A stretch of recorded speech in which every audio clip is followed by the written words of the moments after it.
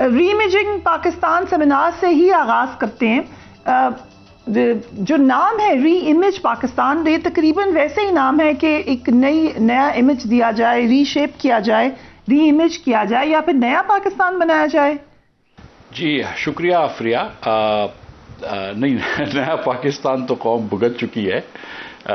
ہم تو یہ سمجھتے ہیں کہ یہ پاکستان جو ہے، جو کہ ایک بہترین ملک ہے، لیکن بہت سارے پاکستانیوں کے لیے کارآمد ثابت نہیں ہو رہا. جو آدھے بچے اسکول سے باہر ہیں ان کے لیے پاکستان کارآمد ثابت نہیں ہو رہا، ان کو ہم پیچھے چھوڑ کے جا رہے ہیں. جو 86% بچے اس ملک کے یا اسٹنٹڈ ہیں یا ویسٹڈ ہیں یا میل نورشڈ ہیں، ان کے لیے پاکستان جو ہے وہ ان کو پیچھے چھوڑ کے جا رہا ہے. تو وہ بھی ہمارے بچے ہیں، ان کو بھی بھوکا نہیں سونا چاہیے. تو ان کے لیے ہم کو ری امیجن کرنا پڑے گا. تو ہم یہ چاہ رہے ہیں کہ 75 سال ہو گئے اس ملک میں، ابھی تک کچھ ایتھنک ڈیوائڈز ہوتی ہیں، کچھ پروونشل ڈیوائڈز ہوتی ہیں، سیکٹیرین ڈیوائڈز ہوتی ہیں. اب ہم کو ایک قوم بن جانا چاہیے اور ایک یکساں ترقی پورے ملک میں ہونی چاہیے. اور کسی بھی غریب بچہ، چاہے وہ پنجاب میں ہو، سندھ میں ہو، بلوچستان میں ہو یا کے پی میں ہو، اس کو بھوکا نہیں سونا چاہیے اور اس کو تعلیم سے محروم نہیں ہونا چاہیے. تو یہ اتنی سی کوشش ہے. اور ہم لوگ جو کہ اہل اقتدار بھی رہ چکے ہیں اور جس کو اللہ تعالیٰ نے بڑی عزت دی ہے، پاکستان ملک نے بڑی عزت دی ہے ہم کو پہچان ہمارے ملک نے دی ہے، ان کا یہ فرض ہے کہ پاکستان کے اندر ایک سیاسی کنسنسس پیدا کریں تمام اسٹیک ہولڈرز، بالخصوص تمام سیاسی پارٹیوں میں، کہ وہ آئیں اور پاکستان میں تعلیم کی بہتری لے کر آئیں، پاکستان میں غربت کی کمی لے کر آئیں، پاکستان میں روزگار کو پھیلائیں، اور جو معیشت کے مشکل کام کرنے ہیں مثلا پرائیویٹائزیشن وغیرہ وہ کر چھوڑیں. اس میں فریڈم آف سپیچ کے بارے میں آپ کیا کہتے ہیں؟ ابھی تھوڑی دیر پہلے آپ نے دیکھی ہوگی مریم اورنگزیب کی بھی ایک پریس کانفرنس تھی. بار بار الزام یہ لگ رہا ہے کہ پاکستان میں فریڈم آف سپیچ بھی ختم ہوتی چلی جا رہی ہے. چاہے وہ پی ٹی آئی کی گورنمنٹ تھی، اس کو ایکسلنس پہ لے گئے ہیں ان کے اقدامات کو، جو اب پی ڈی ایم کی گورنمنٹ آئی ہے. اس کے بارے میں آپ لوگ کچھ سوچ رہے ہیں؟ جی، ابھی میں سچی بات بتاؤں کہ ابھی تک ہم نے اس کے بارے میں بات نہیں کی ہے، اور لیکن کرنی چاہیے. اور ابھی اگر یہ کیونکہ یہ باتیں آ رہی ہیں تو اس کو کرنا چاہیے. اگر آپ کو یاد ہے کہ جب نہال ہاشمی صاحب کو پکڑا گیا تھا تو اس وقت عمران خان صاحب نے بڑے ٹویٹ کیے تھے، اس چیز کو بڑا سراہا تھا، اور فواد چودھری نے خود یہ ٹویٹ کیے تھے کہ نہ صرف نہال ہاشمی کو اچھا ہوا کہ پکڑ لیا، بلکہ 6-7 اور لوگوں نے جو مسلم لیگ کے اس وقت تھے اور جو توہین عدالت جن کے اوپر الزام لگے تھے ان کو بھی پکڑ لینا چاہیے. لیکن فواد چودھری صاحب کو پکڑا گیا تو عابد شیر علی صاحب اور ان کے ساتھ طاہر صاحب بیٹھے ہوئے تھے، وہ دونوں ہاتھ پہ ہاتھ مار کے ہنس رہے تھے، اور they called him a name also. اس کے بارے میں کیا کہتے ہیں؟ دیکھیں، میں سمجھتا ہوں کہ یہ بہت افسوس کی بات ہے. دونوں چیزیں جو ہے نا، دیکھیں، جو نہال ہاشمی نے کہا تھا کہ ہم آپ کے لیے جگہ تنگ کر دیں گے، وہ بھی غلط بات تھی. فواد چودھری کو ای سی پی کے افسران تک بھی نہیں بلکہ ان کے خاندانوں کا نام لے کر تھریٹن کرنا، وہ بھی بری بات تھی. لیکن اس کو اس طرح پکڑنا اور اس کا تماشا بنانا یہ بھی بری بات ہے. ایک لیٹر جاری کر سکتے تھے. Fawad Chaudhry is not known for a history of violence, تو ایک لیٹر جاری کر سکتے تھے، نوٹس دے سکتے تھے، اس کو بلا بھی لیتے تھانے، وہ شاید ایک اپالوجی کر دیتا کہ میرا مقصد یہ نہیں تھا. کیونکہ آج کے دور کے اندر احسن اقبال صاحب کو اب پتا ہے کہ گولی لگ چکی تھی جب لوگوں کو اکسایا گیا تھا کہ دیکھو یہ خدا نخواستہ مطلب ختم نبوت کے خلاف ہیں وغیرہ وغیرہ. تو ہم کو اب ذرا سا اس دنیا میں جہاں پہ پستولیں، بندوقیں اور ہتھیار عام ہیں، وہاں پر اور بے وقوف لوگ جو ہیں وہ غلطی کر بیٹھتے ہیں. تو ادھر ہم کو اکسانا نہیں چاہیے اور تھوڑے سے ٹیمپریچرز ڈاؤن کرنے چاہیے، اور یہ پکڑا پکڑی کا سلسلہ جو ہے یہ ختم ہونا چاہیے، اور یہ اس قسم کی بیان بازی بھی نہیں کرنی چاہیے. رائٹ. ہم آ جاتے ہیں، جب لاسٹ ہم نے آپ کا انٹرویو کیا اور وہ کافی انٹرسٹنگ انٹرویو تھا، تھینک یو فار دیٹ، 1 جولائی 2022. اس وقت آپ فائنینس منسٹر تھے اور مفتاح اسماعیل صاحب نے ہم سے کیا کہا تھا، ذرا ہم وہ دیکھنا چاہتے ہیں. اس کے بعد آج ہم کھڑے ہیں جہاں پہ آپ فائنینس منسٹر نہیں ہیں، ملک میں ڈالرز کی کمی ہے، ایل سیز بند ہے، 9000 کنٹینرز پورٹ میں پھنسے ہوئے ہیں، خام مال کی کمی کے باعث ایکسپورٹ متاثر ہو رہی ہے، اور ہمیں مزید $500 ملین کا قرضہ بھی واپس کرنا ہے بڑی جلدی. $4 ارب خزانے میں ہے. Miftah Ismail sahib, how could you be so wrong?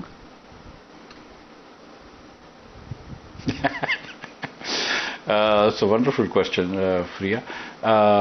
دیکھیں، ایک ہم نے پالیسی پیراڈائم سیٹ کیا تھا جس کے اندر ہم نے آئی ایم ایف سے بات کی تھی، اور جب IMF سے بات کی تو اس کے اندر ایسا نہیں تھا کہ اوور نائٹ معیشت اچھی ہو گئی تھی، لیکن جو خان صاحب نے IMF سے ایگریمنٹ توڑا تھا فروری کے بعد اور ڈیفالٹ رسک بڑھایا تھا، اس کو ہم نے قابو کر لیا تھا. پھر جب مجھے ہٹایا گیا اور ڈار صاحب تشریف لائے تو اس کے بعد ان کی کیونکہ پالیسیز مختلف تھی تو ہمارا ڈیفالٹ رسک بڑھ گیا. اور جب ڈیفالٹ رسک بڑھا تو وہ ڈیمانڈ ایک آرٹیفیشل ڈیمانڈ سمجھ لیجیے، کہہ لیجیے، یا ایک ڈیمانڈ کریٹ ہو گئی ڈالرز کی کہ لوگوں نے ہولڈنگ شروع کر دی ڈالرز کی، کیونکہ ان کو لگا کہ یہ خدا نخواستہ ون وے بیٹ ہے یا سیفٹی ڈالرز میں ہے. تو اس کی وجہ سے پھر ڈالر اور اوپر جانے کو چاہا، لیکن پھر اس کو ہم نے کسی طریقے سے روکا. تو اس کی وجہ سے یہ سارے ڈسکریپنسیز پیدا ہوئی ہیں. لیکن اللہ تعالیٰ کی مہربانی سے اب میرے خیال سے حکومت نے یہ فیصلہ لے لیا ہے کہ وہ واپس IMF سے بات کر رہے ہیں، اور اگر انشاءاللہ تعالیٰ IMF سے جلد از جلد یہ ہو جاتا ہے فیصلہ ان کا اور ان کا ایگریمنٹ ہو جاتا ہے تو آپ دیکھیں گی کہ معیشت کے اندر پھر سے استحکام آنا شروع ہو جائے گا. آپ نے IMF سے جو مذاکرات کیے تھے اس وقت کی جو شرائط تھیں اور آج کی جو شرائط ہوں گی ان میں کوئی فرق ہے؟ نہیں، وہ ایک پروگرام ہم نے طے کیا تھا جو بیسکلی شوکت ترین صاحب، مثال کے طور پہ آپ کو ایک ایگریمنٹ میں بتاؤں آئیڈیا، کہ شوکت ترین صاحب نے انہوں نے نومبر سے ڈیسائیڈ کیا تھا کہ ہم ہر مہینے 4 روپے PDL بڑھائیں گے اور 2% سیلز ٹیکس بڑھائیں گے. جب میں گیا تو میں نے کہا نہیں، میں 4 روپے نہیں، میں 5 روپے PDL بڑھا دوں گا، لیکن میں سیلز ٹیکس نہیں بڑھاؤں گا. انہوں نے کہا ٹھیک ہے. وہ تقریباً وہی 19-20 کا فرق تھا. تو یہ جو شرائط تھیں ہم نے، وہ کوارٹر کے بھی ٹارگٹس ہوتے ہیں، سال کے بھی ٹارگٹس ہوتے ہیں، تو شرائط تو ہم نے طے کر لی تھی 9th ریویو 8th ریویو میں، کیونکہ وہ مطلب کہ ایک جگہ سے ری سٹارٹ کرا تھا پروگرام کو. اب اسی پروگرام پہ عمل کرنا تھا. تھوڑا بہت 19-20 فرق ہوتا ہے، پھر فائنانس منسٹر اپنی تھوڑی سی آگے پیچھے چیزیں کر سکتے ہیں اور IMF کو بنا سکتے ہیں، بجا سکتے ہیں. تو وہ 9th ریویو میں وہ ہونا تھا کہ یہ جو 8ویں ریویو میں جو آپ نے باتیں کی تھی وہ آپ نے کر لی، اور اب آئندہ کیا کریں گے، وہ لاہ عمل کیا ہوگا، تو وہ طے کرنا تھا. تو وہ نہیں ہوا 9واں ریویو. صاحب کہے تھے کہ میں پہلے سے جانتا ہوں IMF کو، یہ لوگ تو نئے آئے ہیں، مجھے اچھی طریقے سے پتا ہے، میں ان سے بات کر لوں گا، آنکھیں دکھا لوں گا، تو وہ نہیں ہوا. وہ تو اب ڈار صاحب ہی بہتر اس کا جواب دے سکتے ہیں. So basically my question was کہ وہی تقریباً معاہدہ ہوگا جو فالو ہوگا، کوئی فرق نہیں پڑا ہے کہ صاحب ڈار صاحب آئے بیچ میں یا آپ چلے گئے، یا سخت ہو گیا یا آسان ہو گیا، کچھ فرق پڑا ہوگا؟ دیکھیں، جو اس وقت میں اب یہ اس پہ پرسنالٹی پہ نہیں جاتا ہوں، میں آپ کو یہ بتاؤں. 4 چیزیں IMF آپ سے مانگ رہا ہے. ایک آپ سے کہہ رہا ہے IMF کہ آپ جو ہے وہ روپیہ اس کو جو آپ اس کو آفیشلی یا ان آفیشلی روکنے کی کوشش نہ کریں، ایڈمنسٹریٹولی روپے کو اپنی فری مارکیٹ کی ویلیو ڈھونڈنے دیں. کیا ہمیں یہ بات مان لینی چاہیے یا نہیں؟ میرے خیال سے یہ بات مان لینی چاہیے. مثال کے طور پر ہماری ریمیٹنس 10% سے کم ہو گئی ہے، کیونکہ ہم انٹر بینک میں 231 روپے دے رہے ہیں، جبکہ اوپن مارکیٹ میں وہ 260 سے تجاوز کر گیا ہے. تو جو آدمی اپنے گھر پہ اپنی ماں کو $1000 بھیجتا ہے، اس کو 30,000 روپے زیادہ ملتے ہیں اگر وہ حوالے کے تھرو یا اس پہ بھیج دیتا ہے. تو یہ ایک ہمارا نقصان ہو گیا. تو اس لیے ہم کو اوپن مارکیٹ پہ چلے جانا چاہیے. دوسرا IMF کہتا ہے کہ گیس کی قیمتوں میں اضافہ کرو. گیس کی قیمتوں میں میرے خیال سے اضافہ کر دینا چاہیے. کوئی سیاستدان کسی قیمتیں بڑھانے میں خوش نہیں ہوتا ہے، اور مسلم لیگ نے بہت قربانی دی ہے اپنی پولیٹیکل کیپٹل کی. لیکن بہرحال اب ایک مشکل گھڑی پہ ملک کھڑا ہے، اور 2 سال تک عمران خان صاحب کی حکومت میں پرائس انہوں نے گیس کی نہیں بڑھائی، اور 100 ارب روپے نقصان کرتا رہا SNGPL اور SSGC. تو ان کو نقصان کو پورا کرنے کے لیے اب جو نئی کاسٹ ہے، اس وقت ہماری جو کاسٹ ہے گیس کی، لوکل گیس کی، وہ 960 روپے ہے، جبکہ ہم بیچ رہے ہیں ہمارے 550-600 روپے میں ہیں. تو وہ کاسٹ بڑھانی چاہیے. تیسری ظاہر ہے کہ وہ کہہ رہے ہیں کہ کہیں نہ کہیں سے آپ ٹیکس لگائیں تاکہ جو آپ نے ہدف سے پیچھے ہٹ گئے وہ پورا کر لیں، کیونکہ ہم نے پیٹرول میں تھوڑا سا ٹیکس کم ہوا ہے وغیرہ وغیرہ. تو وہ کہیں نہ کہیں ٹیکس لگیں گے. اس کو ظاہر ہے کہ چبھن تو ہوگی، ٹیکس لگتا ہے تو، لیکن وہ بھی لگانے ضروری ہیں. جو چوتھی بات IMF کر رہا ہے وہ سیاسی طور پہ بہت مشکل ثابت ہو رہی ہے حکومت کو، اور وہ حکومت کو کہہ رہے ہیں کہ آپ بجلی کی مد میں بھی اضافہ کریں، بجلی کی قیمتوں میں بھی اضافہ کریں. حکومت اس میں بڑی ریلکٹنٹ ہے کہ وہ اضافہ کیسے کریں، کیونکہ آلریڈی عوام جو ہے وہ ایک مسائل میں ہے اور بجلی کے بل بہت زیادہ ہیں. میں کنفیوز ہوں اس حوالے سے، اس لیے آپ سے پوچھنا چاہتی ہوں، کیونکہ اس وقت جب آپ کا میں نے انٹرویو کیا تبھی اسحاق ڈار صاحب کا کیا، انہوں نے کہا کہ کبھی بھی ڈیفالٹ کا خطرہ تھا ہی نہیں پاکستان کو. PTI جب گئی ہے اس وقت بھی نہیں تھا. میں نے خاص طور پہ آپ کی اسٹیٹمنٹ چلا کے پوچھا تھا، بٹ انہوں نے کہا نہیں ہے. ابھی آپ کے آرٹیکل کے بعد بھی وہ کہتے ہیں کہ کبھی کوئی خطرہ ایسا تھا ہی نہیں، جبکہ اور جن ہم اینالسٹ سے پوچھتے ہیں وہ تو کہتے ہیں کہ ٹیکنیکلی آپ ڈیفالٹ ہو چکے ہیں، یا آپ کا یہ مسئلہ ہے، یا یہ خدشہ نظر آ رہا ہے. سو اسحاق ڈار صاحب اتنے پازیٹیو کیوں ہیں اس حوالے سے، اور آپ کی کیا رائے ہے؟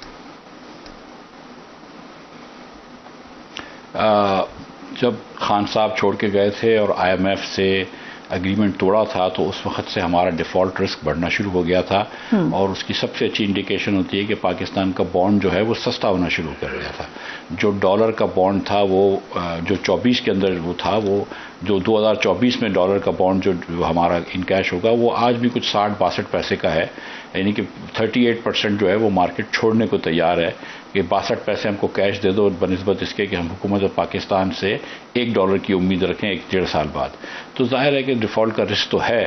یہ کہنا کہ ڈیفالٹ کا خطرہ نہیں تھا یہ میرے خیال سے غلط بات ہے، کیونکہ اس وقت بھی ڈار صاحب کی یہ خواہش تھی کہ کوئی چیز مہنگی نہ ہو جائے، اور وہ چیزیں کہہ رہے تھے کہ پیٹرول میں ٹیکس نہ لگاؤ اور وغیرہ وغیرہ نہ کرو، تو اس لیے وہ اس چیز کو شاید انڈر پلے کر رہے تھے. لیکن پھر اس کے بعد جب پاکستان آئے تو میرے خیال سے ان کو یہ بات باور ہو گئی تھی کہ ڈیفالٹ کا رسک تھا، اور ہم نے محنت کر کے یہ کم کیا. شہباز شریف صاحب نے محنت کر کے یہ کم کیا، اپنی پولیٹیکل کیپٹل کو خرچ کر کے، میاں نواز شریف نے اپنے پولیٹیکل کیپٹل کو خرچ کر کے کم کیا، اور پھر اب جو ہے وہ تھوڑا سا ڈیفالٹ رسک بڑھ گیا ہے، تو پھر ہم کو مشکل سٹیپس کر کے آئی ایم ایف کو لے آئیں گے انشاءاللہ، تو ڈیفالٹ رسک کم ہو جائے گا، پھر وی ول بی فائن.